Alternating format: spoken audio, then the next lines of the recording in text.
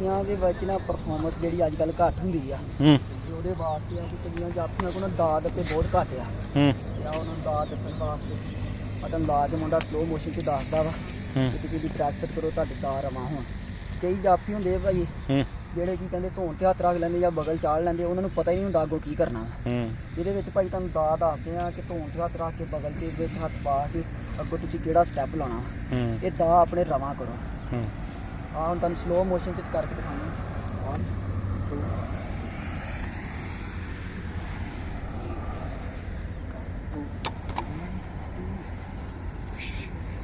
Slow motion.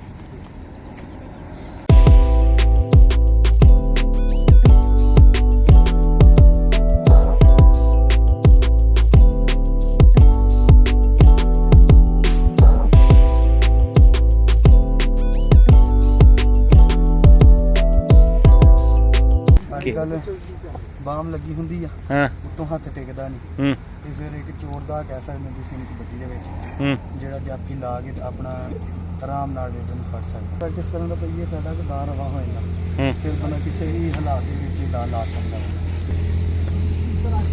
2